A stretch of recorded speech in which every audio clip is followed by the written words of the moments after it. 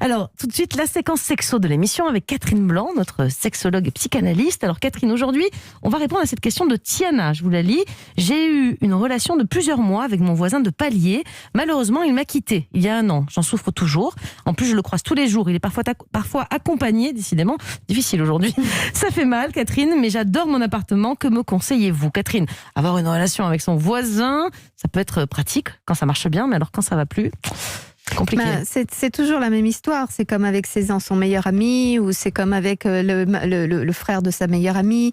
Toutes les gens qui sont à proximité, c'est toujours un risque majeur parce que, évidemment, si l'histoire ne va pas jusqu'à son terme, eh bien, la vie ne s'arrête pas, les maisons ne se déplacent pas, les amitiés ne s'abandonnent pas, etc., etc.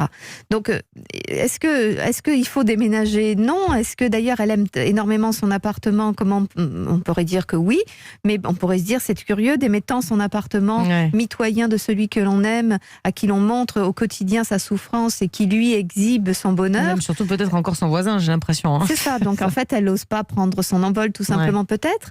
Et évidemment que ça raconte, qu'est-ce qui dans mon histoire fait que je suis capable d'entretenir des liens de soumission à la toute-puissance de l'autre qui ne m'aime pas, et moi je reste comme ça ventre à terre devant l'autre. C'est toujours intéressant, c'est bien au-delà de cette relation, comment elle établit des liens avec les autres. Pourtant, ça fait 1 an qu'ils se sont séparés. On pourrait se dire qu'elle avait le temps peut-être de se remettre. Est-ce que le fait de le revoir régulièrement, peut-être c'est ça qui ravive la flamme, ou ça va au-delà de ça? Elle n'a juste pas pensé les plaies de cette séparation?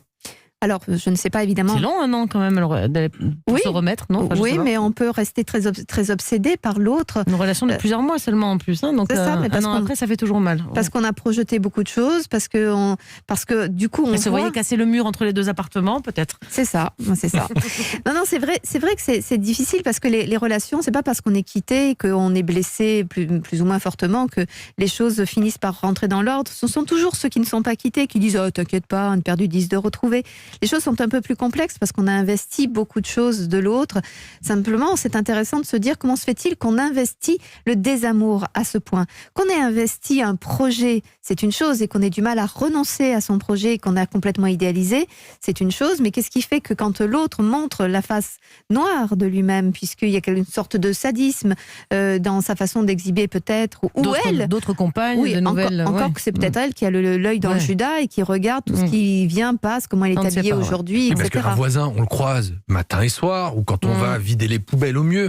Donc c'est des rencontres éphémères. Moi je les croise pas si souvent. Quasiment ça, pas, voilà, exactement. Donc c'est quand même étrange comme remarque, parce que finalement, au pire, on peut avoir des stratégies d'évitement, d'éviter de voir son voisin si on sait que tous les matins à 8h30... à quelle heure il rentre, à quelle heure il sort en général. Surtout si on est sorti avec pendant quelques mois. Donc, au-delà de ça, il y a peut-être autre chose derrière ce problème. Oui, je pense qu'elle est obsessionnelle un peu. Elle est vraiment dans quelque chose de non-renoncement à celui qui trahit, à celui qui en aime d'autres, ce qui peut renvoyer à des histoires personnelles de sa vie d'enfant, avec l'idée que justement, elle est celle qui est mise de côté, qui s'agrippe, à qui doit se détacher, parce qu'une maman est occupée ailleurs avec un frère, une sœur, un papa aussi. Elle peut pas lui demander de déménager à lui, d'ailleurs. Je suis en train de me demander, c'est un peu abusé. C'est un peu violent quand même. Parce que lui, je pense que pour lui, il a aimé une femme, il l'a quittée, et puis point. Et puis certainement, d'ailleurs, il l'a peut-être pas fait de façon inélégante, hein, simplement, il se permet de vivre quand elle se l'interdit, puisqu'elle reste fixée.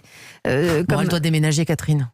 On est d'accord. Non mais attendez, de la même façon que si jamais on avait une relation avec un collègue de travail, on va pas changer de travail. Elle n'a pas forcément à déménager dès lors qu'il y a quelqu'un qui est un peu dans cette sphère. Il faut régler le problème peut-être intérieur. Intérieurement, bien sûr, c'est un travail intérieur, parce que la réalité... psychologie, Jimmy. J'ai beaucoup évolué à vos côtés, Catherine. C'est grâce à vous. De mois en mois, d'année en année. J'étais une cause perdue il y a quelques temps. Mais là, non, vous avez toujours été formidable. Il va vous piquer votre place, Catherine. Non, il a été formidable. Pas de risque.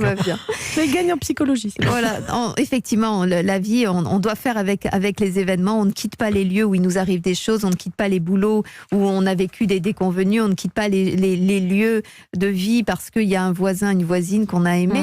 On continue à vivre et on se met en paix parce qu'on vaut quelque chose. Là, en restant obsessionnel sur une histoire qui ne pourra pas aboutir autrement que lui faire un peu plus de mal, c'est elle qu'elle abîme en fait. C'est en permanence. C'est elle qui ternit sa propre image, donc elle est encore moins séduisante. On peut peut-être changer plus facilement d'appartement que de travail quand même, Catherine. Si vraiment elle y arrive vraiment qu'elle déménage. En tout cas, c'est ce que je lui aurais conseillé en bonne copine, quoi. Oui, mais elle dit aimer son appartement et peut-être aimer la souffrance dans laquelle elle est. Je l'invite en tout cas à réfléchir, non pas à savoir si c'est l'appartement qu'il faut changer ou ne plus regarder dans le Judas, mais peut-être essayer de comprendre ce qui se joue dans ce côté extrêmement obsessionnel lié à lui. Merci beaucoup, Catherine.